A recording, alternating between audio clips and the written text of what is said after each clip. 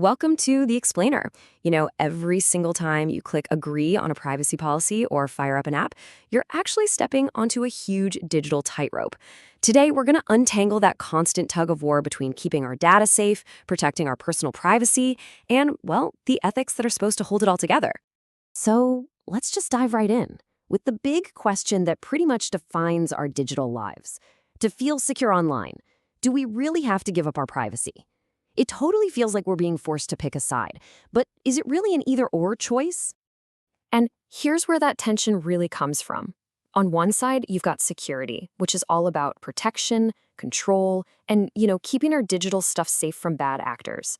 But on the other side, you have privacy, which is all about our fundamental rights, our ability to control our own information and to know what's being done with it. This right here is the heart of the balancing act. And it's so important to get that this isn't just about code and firewalls. It is a deeply, profoundly human issue. For cybersecurity pros on the front lines, trying to navigate where technology, the law, and just basic human rights intersect, that's their day-to-day reality. So what guides them when a technical manual just doesn't have the answer? Well, they rely on a kind of moral compass, a core set of ethical principles that helps them make the right call in those tricky situations. Let's take a look at what's in that toolkit. It all kicks off with a really simple but powerful idea: beneficence. Basically, actively work to do good. And this isn't just about stopping bad things from happening, it's about proactively making the digital world a safer place for all of us, maybe by contributing to open source security projects. But doing good is only one side of the coin. The other, equally crucial side, is non-maleficence, the absolute commitment to do no harm. This means being incredibly careful to avoid causing damage, not just to computer systems, but to the actual people whose data you're sworn to protect.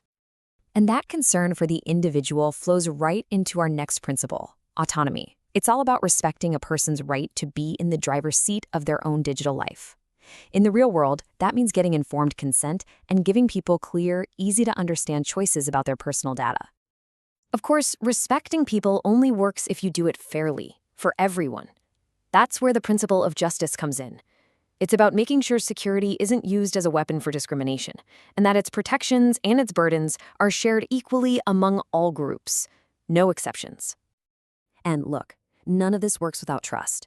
And trust is built on one thing: transparency. This means being open and honest, not hiding behind pages of legal jargon. It's about being upfront about your security practices and what exactly you're doing with our data. And finally, the principle that makes all the others stick: accountability. This is the bedrock. It means you own your actions and their consequences.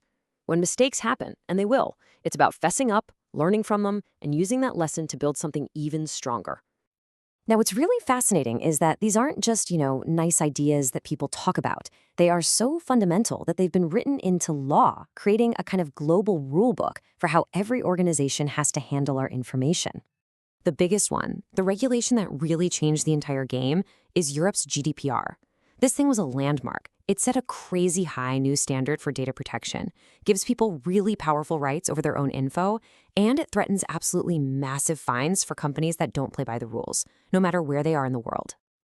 And you can totally see GDPR's ripple effect in other laws, like Quebec's Law 25. Just look at the similarities.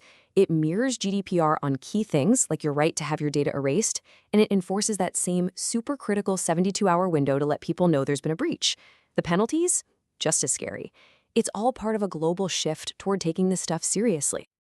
Okay, so with all these tough rules out there, how do responsible companies actually keep up?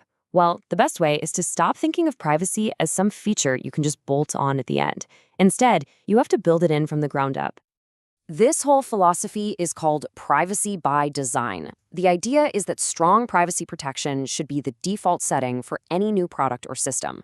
It's not some optional extra you have to dig through menus to find and turn on.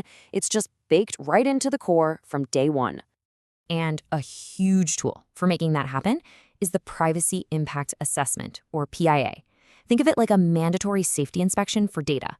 Before a new project can even get off the ground, a PIA forces the team to go through these steps, figure out what the project is, what data it's touching, and then proactively find and fix any privacy risks before they ever have a chance to affect users. But let's be real, life isn't always so black and white.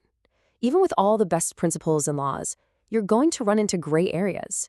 So what happens when a professional faces a tough call where the right answer isn't obvious at all? Okay, put yourself in this situation. It's a classic ethical dilemma. You're a security researcher and you find a major flaw, but it's in your biggest competitor's product. So what do? Do you use it to your advantage? Do you blast it out to the public? Or do you quietly reach out and let them know? What's the right call? This is exactly where that ethical toolkit comes in handy. Professionals run their options through these kinds of mental tests. They ask themselves, how would this look on the front page of a newspaper? Or, is this going to cause harm that could have been avoided? And maybe the most important one, how would I feel if the shoe was on the other foot and this happened to me?